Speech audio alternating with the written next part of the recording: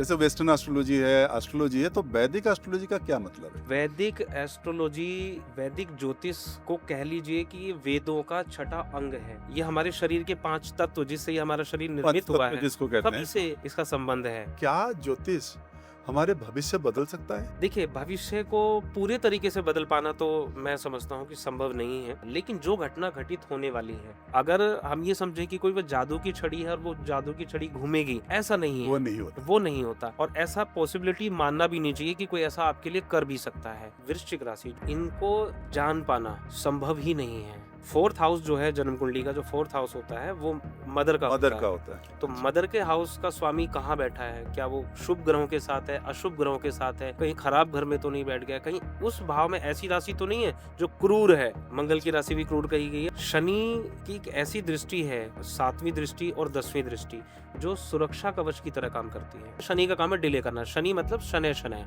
तो वो एक राशि में 2.5 वर्ष व्यतीत कर देते हैं। सबसे धीमे चलने वाले प्लैनेट हैं। राहु भोग देता है, विलासिता देता है। राहु आपके अंदर लालच हमेशा भर के रखता है।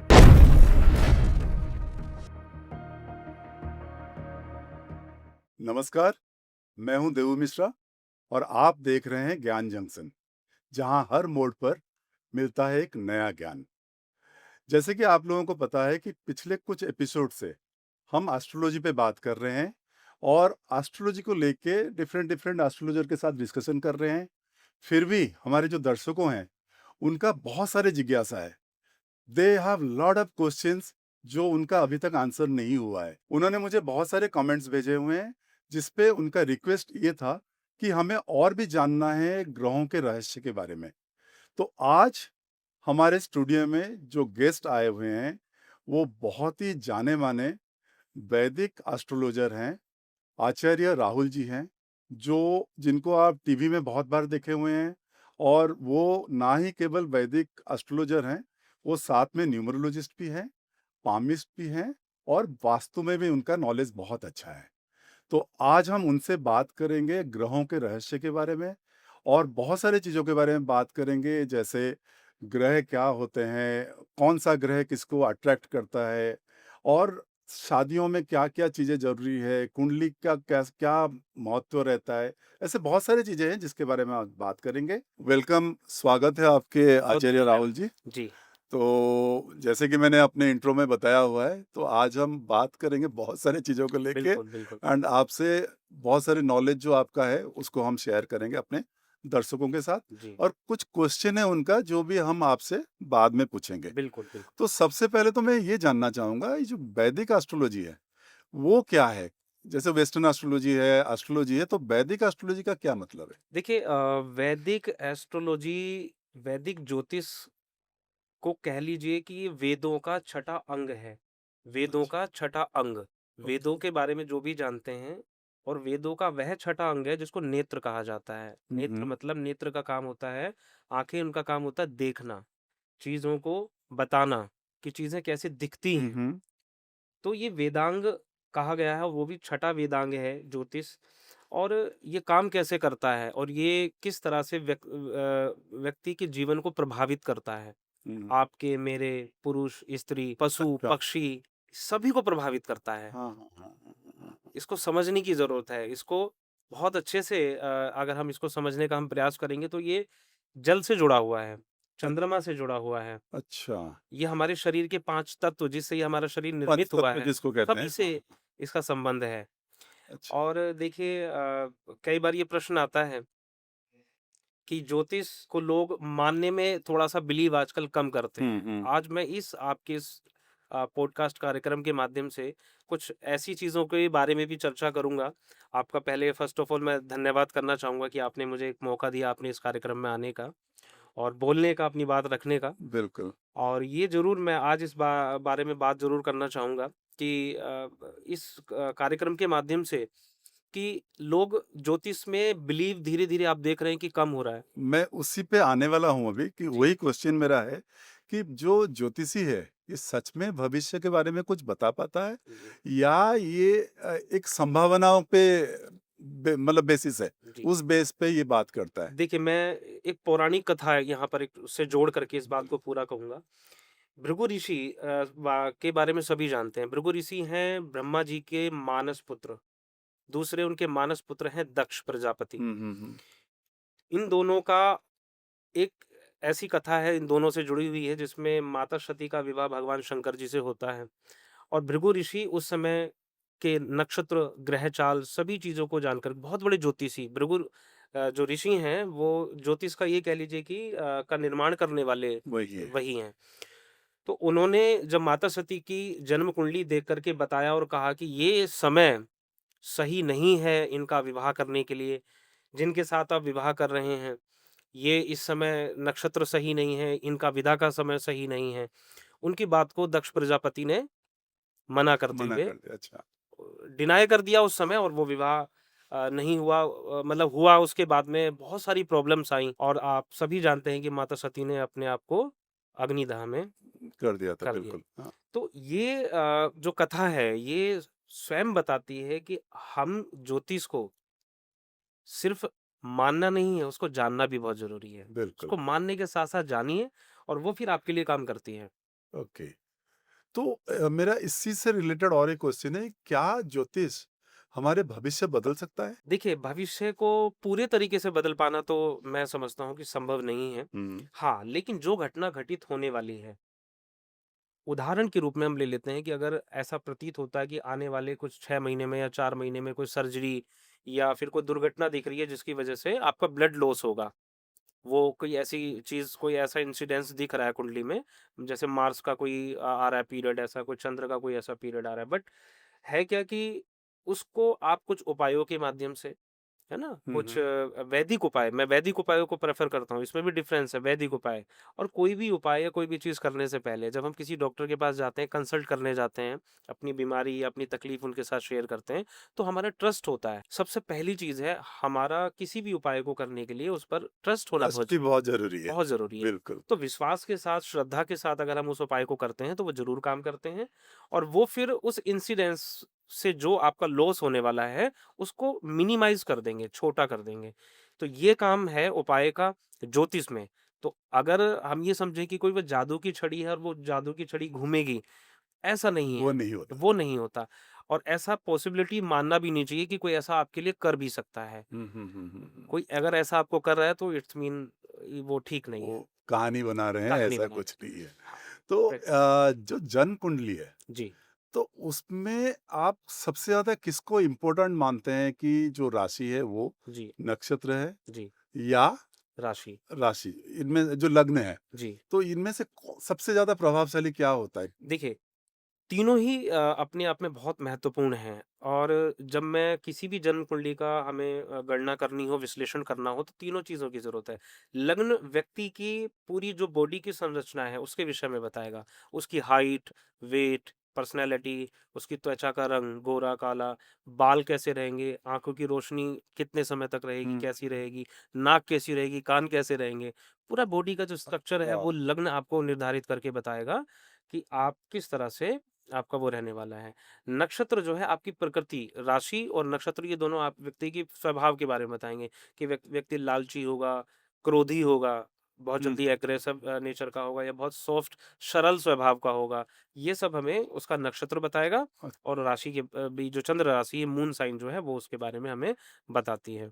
तो राशि जो है, जो आपने चंद्र बोला, जी। तो क्या सूर्य के ऊपर भी? सूर्य राशि भी है। जो अभी आप वेस्टर्न ज्योतिष की आप बात कर रहे हाँ, हैं, हाँ। उसमें मून साइन की जगह पर वो लोग सन साइन को यूज़ करते हैं। सूर्य राशि को ही यूज़ करके वहीं से ही लग्न, वहीं से ही सब कुछ मान करके वो अच्छा। प्रेडिक्ट करते हैं। ओके। लेकिन मैं आपको बताऊँ, सबसे प्राचीनतम जो ज्योतिष है, भृगु ऋषि और पारा ऋषि की जब हम बात करते हैं, तो ये केवल मून साइन यानी जो चंद्र राशि है उसी को मान करके देखते हैं। देखिए, मून साइन हमारे हिंदू धर्म में, या ये कह लीजिए ज्योतिष की, वैदिक ज्योतिष में हम्म। मून साइन सबसे इम्पोर्टेंट है, क्योंकि मून से ही सब कुछ डिसाइड होता है। आपकी राशि, आपका जन्मकालीन नक्षत्र भी मून ही बताएगा। हम्म। आपका मून जो है, जो चंद्रमा है, वही बताएगा कि आपका जन्म कौन से नक्षत्र में हुआ, आपका नाम किस राशि से रखना, किस अक्षर से रखना चाहिए। अच्छा। ठीक है? ये मून ही बताएगा।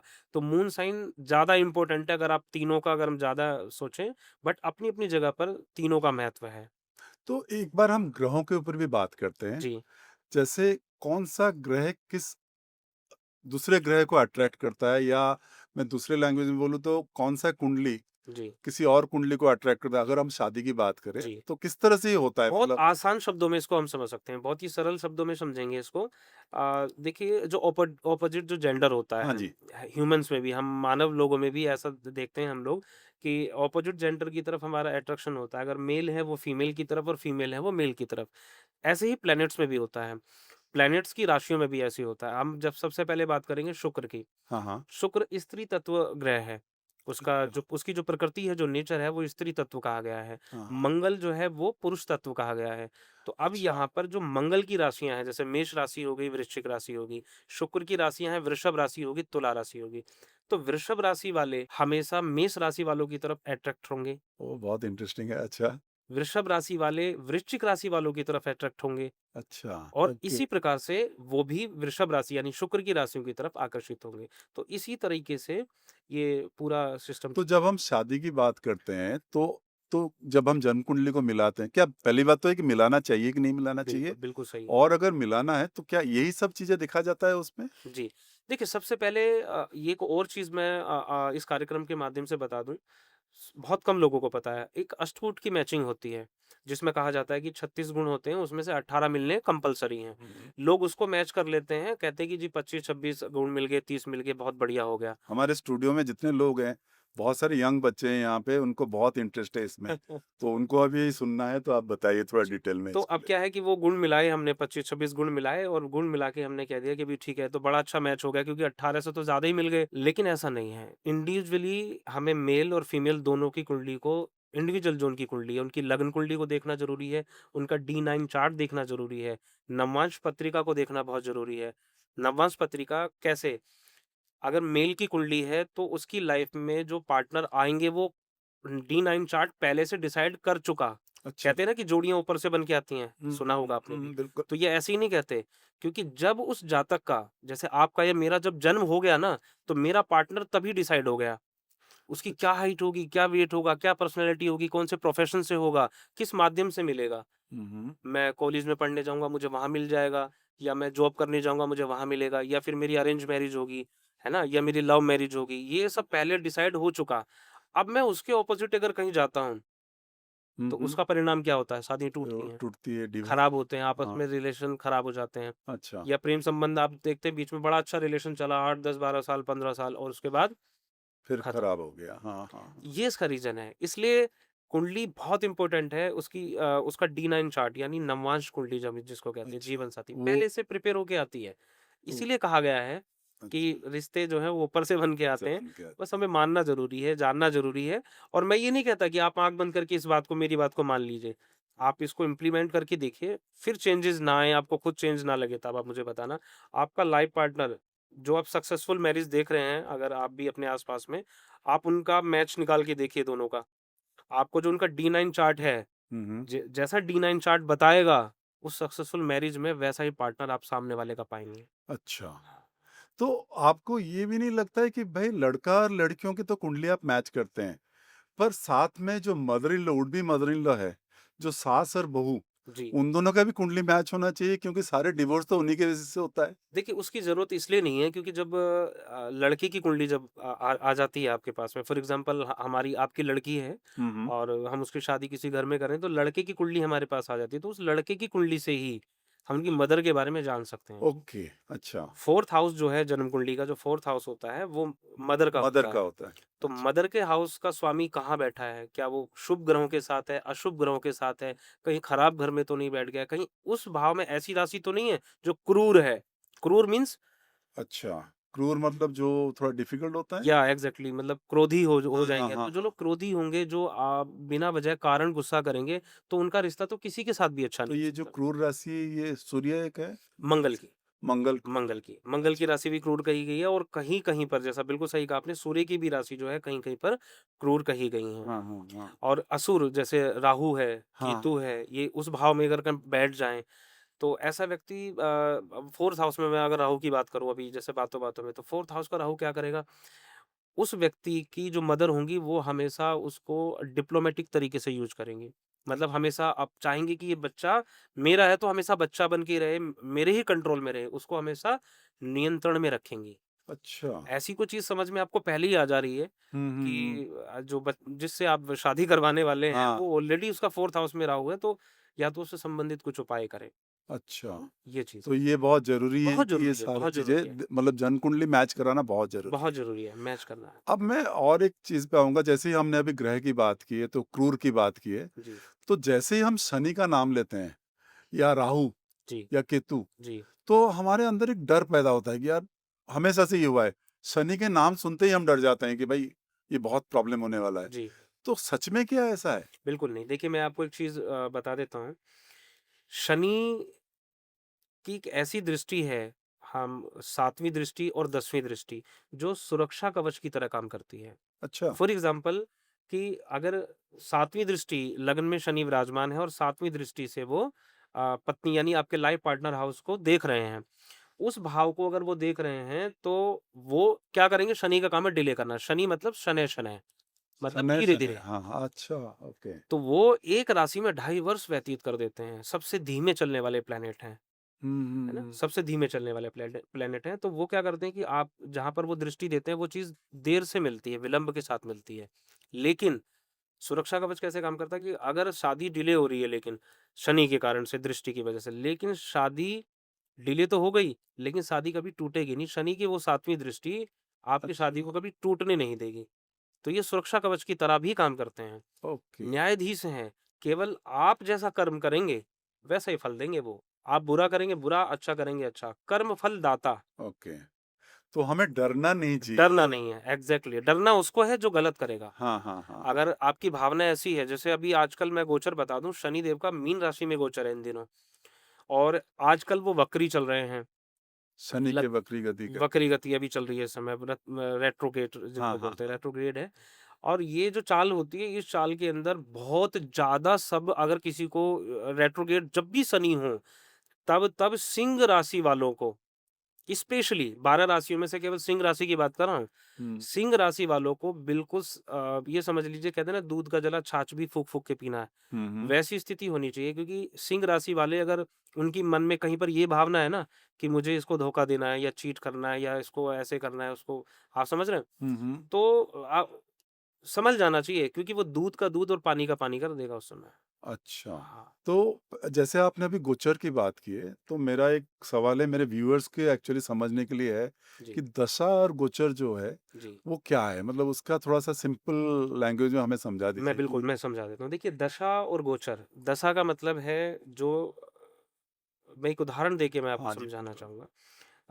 थोड़ा और आसान हो जाएगा, ईज़ी हाँ, हो जाएगा बिल्कुल, बिल्कुल। दर्शकों को समझने के लिए, कि देखिए, दशा फॉर एग्ज़ाम्पल, आपके पुत्र बाहर विदेश में हैं, हुँ, और हुँ। आने वाले 20 दिन, 25 दिन में आपका बर्थडे है, आने वाला है, और वो वहाँ से कुछ आपको गिफ्ट भेजना चाहते हैं। हुँ, हुँ। ये जो उन्होंने डिसाइड किया, ये जो निर्णय उनके मन में आया कि मैं अपने फ़ादर के लिए गिफ्ट भेजूँगा, ये निर्णय उनके मन में आया उनकी लगन कुंडली से। हुँ, हुँ। ये निर्णय तो उन्होंने ले लिया।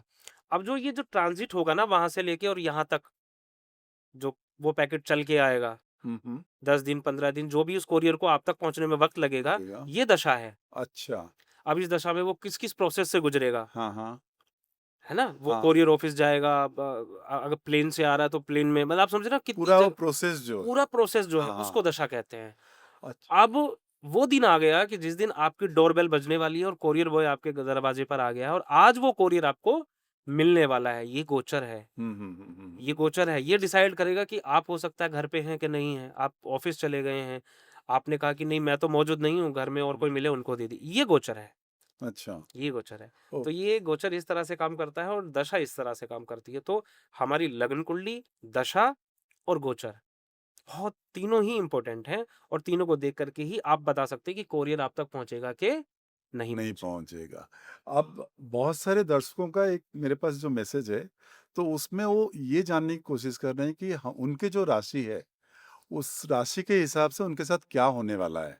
तो इस वाला पॉडकास्ट में पॉसिबल नहीं है कि मैं 12 राशियों के ऊपर आपसे बात कर पाऊँ। जी, पर मैं चाहूँगा कि आप कोई 4 या 5 या 6 राशि के बारे में मुझे बताइए जी। कि उनकी स पर्सनैलिटी और उनके साथ क्या होने वाला है ये साल में या इस तरह से कुछ भी है? देखिए, सबसे पहले मैं बात करूँगा वृश्चिक राशि जो मेरी फ़ेवरेट है। अच्छा, क्यों बताइए। है फ़ेवरेट मैं आपको बता देता हूँ कि इनको जान पाना संभव ही नहीं है। अच्छा। बहुत गहराई है इनके अंदर। हुँ, जितनी गहराई समुद्र में होती है ना, इतनी ही गहराई वृश्चिक राशि वालों में होती है। आप इनका प्यार भी नहीं समझ सकते, हुँ। इनका दर्द, इनकी तकलीफ़ भी नहीं समझ सकते कि इनके अंदर कितनी तकलीफ़ है। कभी अच्छा, पता नहीं लगा सकते, इनकी खुशी का पता नहीं लगा सकते। आप समझ गए? इनमें इतनी गहराई होती है, इतनी गहराई होती है कि आप इनके अंतःकरण में कितना भी झाँकने की कोशिश कर लें, आप पता नहीं लगा नहीं लगा सकते। तो पाएँगे। वृश्चिक राशि वालों का ये एक ऐसा निश्चित स्वभाव है, जो बहुत अच्छा भी है, लेकिन हाँ, एक और मैं ब बात बता दूँ वृश्चिक राशि वालों की एक और ख़ासियत है। बहुत मुझे जो कि ये पसंद है, अगर वो आपके हैं, तो आपके ही आपके ही हैं इस ब्रह्मांड में, धरती फटे या आसमान, उनको फ़र्क नहीं पड़ता। अच्छा, उनकी कि कुछ भी गति हो जाए, उनके साथ कुछ भी बुरा हो जाए, लेकिन अगर उन्होंने आपको अपना लिया, तो आपके अपने हो गए और अगर उन्होंने एक बार आपको अपना शत्रु मान लिया, तो इस ब्रह्मांड में आपको उनसे बचाने वाला कोई नहीं कोई बचा नहीं। सकता। अच्छा, ये राशि सबसे इसलिए मेरी फ़ेवरेट राशि है क्योंकि बाकी की राशियों में कुछ ऐसी राशियाँ हैं जो जिनका स्वभाव द्विस्वभाव राशियाँ हैं। द्विस्वभाव से आपको समझ में आ रहा होगा हाँ, हाँ, हाँ। कि 2 तरीके का कि करें कि ना ना करें कि करें हाँ, हमेशा उसी उलझन में रहते हैं। जो मिथुन राशि वाले हाँ, हाँ। मिथुन राशि वाले मिथुन राशि वाले कन्फ्यूजन में दुःस्वभाव, रहते हैं? कन्फ्यूज़न में। अच्छा, अच्छा, करें कि ना करें, करें कि ना करें, इस कन्फ्यूज़न में हमेशा उनका वो पीरियड चलता जाता रहता रहता है। है और वो डिसीज़न हमेशा डिले करते रहते हैं, आगे आने वाले वक़्त पर हमेशा डिले करते रहते हैं, हुँ, हुँ। है ना? लेकिन खुशमिज़ाज भी होते हैं, अच्छा, मनोरंजक होते हैं, आप उनके साथ बात करेंगे तो वो एक आपने कुछ लोग देखे होंगे ना आपके पास आते हैं और आप एकदम अचानक से माहौल हल्का हो जाता है, हाँ, आप स्ट्रेस में हैं, टेंशन में, लेकिन आएँगे अचानक से कुछ ऐसी बात बोल देंगे तो कि आपको एकदम माहौल हल्का रिलैक्स हो जाएगा, रिलैक्स लगेगा कि ठीक कुछ भी नहीं था ऐसे। हुँ। तो ये उनकी ख़ासियत भी होती है। तो इसी तरीके से सभी राशियों का अपना-अपना एक मकर प्रकृति राशि नेचर। का कुछ बताइए? देखिए, मकर राशि के स्वामी शनि हैं। अच्छा, ये राशि बहुत गंभीर होती है। ये मकर राशि के जो जातक हैं, जैसे अगर लग्न और हम उस दोनों राशि की अगर हम बात करेंगे, सबसे बड़ी बात क्या है, मकर लग्न पर अगर शनि की दृष्टि अगर हो गई, तो उनकी हाइट, वेट और पर्सनैलिटी बहुत अच्छी हो जाएगी। हाइट शनि बहुत अच्छी देते हैं। हुँ, हुँ। मतलब उनकी जो हाइट आप देखेंगे, उनकी बहुत अच्छी हाइट मिलेगी। दूसरा, प्रोफ़ेशनली हुँ, हुँ। आपको ऐसे लोग किसी गंभीर पद पर काम करते हुए मिलेंगे। अच्छा, हाँ, मतलब ऐसा काम जो बहुत लंबे टाइम तक टिक के, रुक के करने वाला काम हो, जैसे हुँ, लेखन का काम हो गया, है ना? हुँ, हुँ। अकाउंटेबिलिटी का काम हो गया, मतलब इस तरीके का काम जिसमें आपको बहुत ज़्यादा पेशेंस की ज़रूरत पड़ती हो। मकर राशि के जो लोग हैं, धैर्यपूर्वक काम करने वाले लोग होते हैं, कर्मशील होते हैं, कर्म प्रधान होते हैं, इनके लिए कर्म ही भगवान है। अच्छा, ये कर्म करना ही पसंद करते हैं, हाँ, हाँ। कर्म ही इनके लिए पूजा है। और जैसे हम बात करें वृष राशि की बात करें। अरे! वृष राशि की बात करेंगे, वृष राशि में चंद्रमा उच्च का होता है, ये चंचल होते हैं। अच्छा, हाँ, इनका स्वभाव चंचल होगा, ये स्थिर रहना पसंद नहीं करेंगे। आज आप इनको यहाँ देखेंगे, कुछ देर के बाद में आप देखेंगे कि उस रूम में आपको मिलेंगे नहीं, उस जगह मिलेंगे नहीं। अच्छा। हाँ, ये एक जगह टिकेंगे नहीं, इनको घूमना-फिरना पसंद रहेगा बहुत हुँ, ज़्यादा। हुँ। ख़ासकर जहाँ ऐसे प्लेसेस जहाँ पर पानी वाली जो जगह हैं, समुद्री जो इलाके हैं, हाँ, हाँ। ऐसी जगह का ट्रैवल इनको बहुत पसंद आएगा। ट्रैवलर मतलब ज़बरदस्त ट्रैवलर होते हैं। ओके, हाँ, ट्रैवलिंग इनको बहुत पसंद होता है और इनका करियर भी कभी स्टेबल नहीं होता है। आप देखेंगे ना, लेकिन जहाँ भी काम करेंगे, करेंगे बहुत अच्छा। 1 साल भर का पीरियड हो या 5 साल का एक पीरियड हो, फिर उसको छोड़ के कुछ दूसरा करेंगे, फिर तीसरा करेंगे, है ना? इस तरीके का इनका मतलब स्टेबिलिटी नहीं होती इनकी और लाइफ में। 1-2 राशि ले लेते हैं, जैसे मीन राशि या मीन राशि धर्म की राशि, अच्छा, देवगुरु बृहस्पति की राशि, सब बहुत प्यारी राशि। मीन राशि के लोग आप कभी भी देखना हमेशा अध्यात्म की तरफ, मोक्ष की तरफ, धर्म की तरफ, है ना? अध्यात्म की इस तरफ उनकी रुचि बहुत ज़्यादा रहेगी, ज्ञान कारक राशि है। अच्छा। मीन राशि जिनकी होगी ज़्यादातर आप चाहे वो उनका प्रोफ़ेशन हो या ना हो, लेकिन वो आपको हमेशा पढ़ाते हुए मिलेंगे। अगर 6 दोस्तों का ग्रुप है ना, तो मीन राशि वाला वहाँ बैठ कर के उन 5 दोस्तों को पढ़ा रहा होगा कि अच्छा, ये नहीं बेटा ऐसे करना चाहिए, इसको ऐसे करना चाहिए, इसको ऐसे करना चाहिए, इसको ऐसे करना चाहिए। अ, तो मीन राशि की ख़ासियत है, वो उसकी काबिलियत है ऐसी, उसमें हुँ, इतना ज्ञान है ना? इतना इंटरनल उसके पास इतना उसने इकट्ठा कर लिया है इतने सालों में, तो इस तरह से मीन राशि का है। और एक लास्ट राशि ले लेते हैं तुला। तुला राशि देखिए, तुला से जैसे आपको समझ में आ रहा है, तुला का मतलब होता है तराजू। हाँ, हाँ, हाँ। ये हमेशा तोल-मोल के काम करेंगे, अच्छा, कभी अपना नुकसान नहीं होने देंगे। अच्छा। हाँ, हमेशा बात बोलनी होगी तो भी तोल-मोल के बोलेंगे, रिश्ते निभाएँगे तो भी तोल-मोल के निभाएँगे। अपना पलड़ा इनका हमेशा भारी रहता है, मतलब ये हमेशा तोलेंगे और अपने आप को ऊपर रखने का प्रयास करेंगे, हाँ, ठीक है? अपने आप को हमेशा ऊपर रखना चाहेंगे, कभी नीचे झुकेंगे नहीं और हमेशा अपना फ़ायदा, ये अपने हमेशा फ़ायदे के लिए आगे बढ़ते हैं। तो ये बुरा ना माने, तुला राशि वालों का स्वभाव ऐसा है। ठीक है? तो तो एक चीज़ और एक मुझे बताइए, अब तो राशि की बात हुई है, जी। पर जो लोग ज़्यादा पूजा-पाठ करते हैं या ज़्यादा साधना करते हैं, ये सब करते हैं, तो क्या उनके ऊपर कोई ग्रहों का जो एडवर्स इफ़ेक्ट है, जी। तो वो क्या रहता है या कम हो जाता है? अध्यात्म की जैसे आप बात कर रहे हैं, जिनकी रुचि अध्यात्म में आ जाती है ना? या पूजा पाठ ज़्यादा करते हैं। सबसे पहले जान लीजिए कि जो हमारी कुंडली का 12th हाउस होता है, 12वां घर। हुँ, हुँ। पूजा का मतलब क्या है? आप जानते होंगे, अध्यात्म का मतलब है कि इस सांसारिक भौतिक जीवन से अपने आप की दूरी हो जाना। हुँ, हुँ, हुँ। हम दूर दूर यानी हमारा जो डिटैचमेंट है, वो सांसारिक भोग और सुख से दूर जाने लगता है। अच्छा। तो 12th हाउस उसका कारक है और उस भाव में अगर केतु बैठा हो और जुपिटर बैठा हो, अगर केतु 12वें में बैठ गया, तो ऐसा व्यक्ति तांत्रिक बन जाएगा, अघोरी बन जाएगा, नागा साधु बन जाएगा। अच्छा। और अगर जुपिटर बैठा हो, तो वो संत बन जाएगा, जिसकी साधना चल रही है शांति से, योगी से, योग करने से, हाँ, मेडिटेशन करने से। होती है ना साधना भी 2 प्रकार की होती हैं, हाँ, तंत्र साधना है, एक मंत्र साधना है। मंत्र हाँ, तो जो तंत्र साधना वाले हैं वो केतु की तरफ से जाते हैं, लेकिन केतु भी आपको वहीं ले जाएगा डिटैचमेंट की तरफ ही। और राहु भोग देता है, विलासिता देता है, राहु आपके अंदर लालच हमेशा भर के रखता है। तो अच्छा। 12वें भाव में इन 3 ग्रहों का अगर आप तालमेल देखेंगे, तो केतु और बृहस्पति का मैंने ज़्यादा देखा है कि व्यक्ति अध्यात्म की तरफ उसकी रुचि बहुत ज़बरदस्त हो जाती है और ये पूजा पाठ उसके लिए काम भी करती है, हाँ, हाँ। क्योंकि उसका विश्वास होता है, आस्था होती है। वो उसको ढूँढ लेता है, जिसकी तलाश में वो निकला है। ओके। वो उसको प्राप्त कर लेता है। ठीक है, ये तो हो गया जो आपने बताया अभी, पर उसके ऊपर मेरा एक क्वेश्चन होता है जी। कि 2025 जो है, इसमें बहुत सारे आपदा हो रहा है, बहुत सारे हादसा हो रहा है, तो ये कोई कह रहा है 2026 जुलाई तक चलना है, कोई कह रहा है 2027 तक चलना है। जी। तो क्या ये ग्रहों की कोई पोज़ीशन के ऊपर डिपेंड करता है? क्या हुआ है जिस वज़ह से ऐसे हो रहा है? जी, देखिए 2025 की शुरुआत होते ही सबसे पहले शनि ने जो राशि परिवर्तन किया, अच्छा। हाँ, जो राशि परिवर्तन शनि का हुआ और बहुत कई ग्रहों के राशि परिवर्तन हुए। जुपिटर ने भी राशि बदली, राहु केतु ने भी राशि बदली। तो जैसे ही ये 4 बड़े प्लैनेट हैं, 18 महीने राहु एक राशि में रहता है, हुँ, 2.5 साल शनि रहते हैं, बृहस्पति लगभग 1 साल के करीब एक राशि में अपना समय बिताते हैं। तो ये बड़े चेंजेज़ होते हैं। तो 2025 एक ऐसा साल बन गया जिसमें बड़े-बड़े ग्रहों ने मूवमेंट मूवमेंट एकदम से मूवमेंट किया। अच्छा। अच्छा, मूवमेंट करने के बाद में एक ऐसे एक्सिस में आ गए, एक दूसरे के सामने, कि ये एक ऐसा एक्सिस है जो राहु और केतु के बीच में, जैसे आपने कभी कालसर्प दोष के बारे में सुना हुँ, होगा। हुँ, बिल्कुल, ये कालसर्प। उसी तरीके का एक एक्सिस है, ठीक है? जो कुछ राशि वालों के लिए तो इतना खतरनाक हो, आप देख रहे होंगे बहुत जब ज़्यादा इस दौरान दुर्घटनाएँ, घटनाएँ हो रही हैं। हाँ, हाँ, ज़्यादा हो रही हैं, आस-पास में आप भी देख रहे हैं, छोटी-छोटी, छोटी भी और बड़ी-बड़ी भी, बिल्कुल। बहुत दुर्घटनाएँ, घटनाएँ आप देख रहे हैं। अभी भी संभावना है इस साल के अंत होते-होते, और आपदाएँ भी आप इस साल देख रहे होंगे उसी लेवल बहुत सारे आपदाएँ हो रहे बहुत हैं। आपदाएँ आ रही। तो ये सब चीज़ें जो हैं अभी थमने में वक़्त लगेगा। बिल्कुल सही है कि जुलाई तक तो कम से कम हमें, यानी जुलाई 2026 तक तो इसके लिए सावधानी बरतनी होगी। अगर हमारी कुछ यात्राएँ स्थगित हो सकती हैं, कुछ लंबी यात्राएँ अगर हम कर सकते हैं, तो वो बिल्कुल करें। और अभी तो एट लीस्ट कम से कम अक्टूबर तक तो कोई भी लंबी यात्रा नहीं करें। अच्छा, हाँ, और मेरी कोई सावधानी लोग बरतें कि भई देखिए, इस समय इकोनॉमी के लिए भी बहुत खतरनाक टाइम है। एक ऐसा वक़्त दोबारा से मुझे संभावना लगती है इकोनॉमी के लिए, ख़ासकर हमारी भारतीय इंडियन इकोनॉमी के लिए, हुँ, हुँ, कि एक झटका बहुत ज़बरदस्त तरीके से मिल सकता है, अच्छा, इस साल के अंत दिसंबर से पहले-पहले।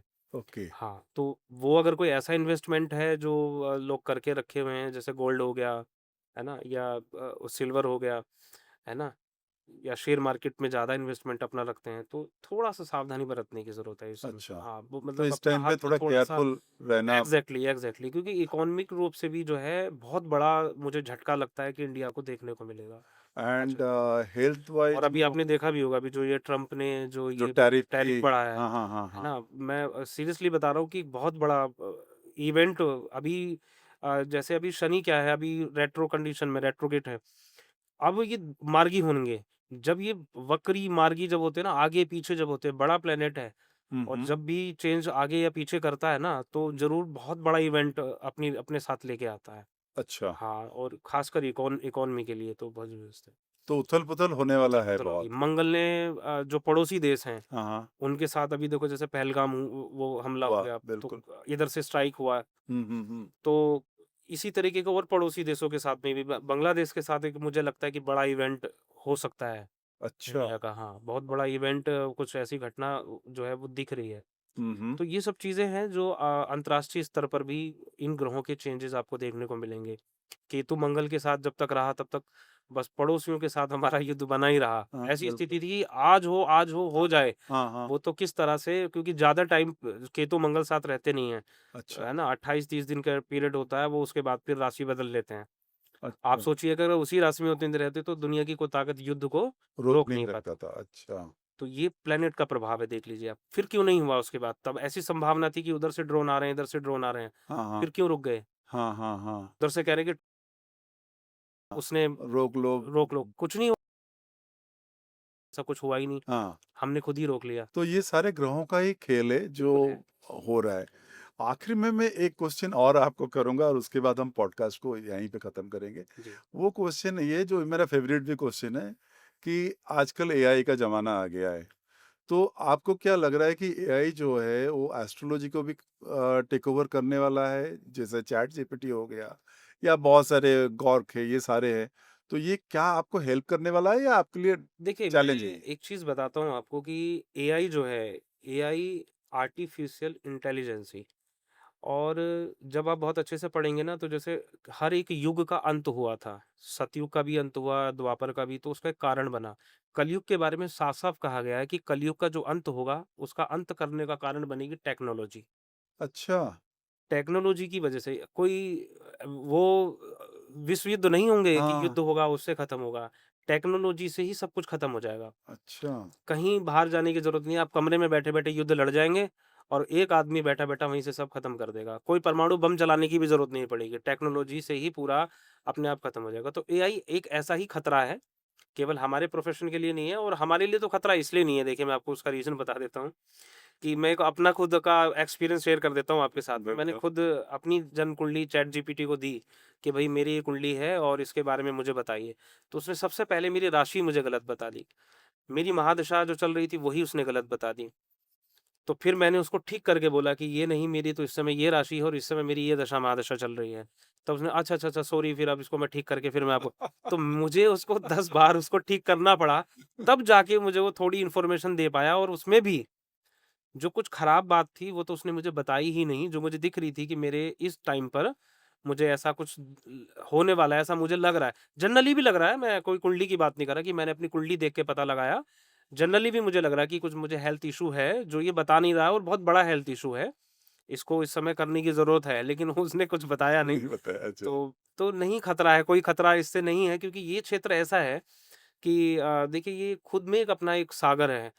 और इस सागर में कोई टेक्नोलॉजी कोई गोते लगा जाए तो संभव ही नहीं है। थैंक यू सो मच आचार्य जी। बहुत अच्छा रहा हमारा ये डिस्कशन जी, और मुझे उम्मीद है फिर हम आपको एक बार गेस्ट करके बुलाएँगे जी। और आपसे और भी बहुत कुछ जानेंगे ग्रहों के बारे में। बिल्कुल, बिल्कुल। बहुत-बहुत धन्यवाद आपका भी। थैंक नमस्कार, यू। नमस्कार। तो जैसे कि आपने देखा कि एआई जो है, अभी एआई टेक ओवर नहीं कर सकता ज्योतिषी के ऊपर और ये एपिसोड आपको कैसा लगा? अपने कमेंट बॉक्स में जाइए और कमेंट कीजिए और आपको अगर और भी कोई क्वेश्चन पूछना है तो हमें मैसेज करिए।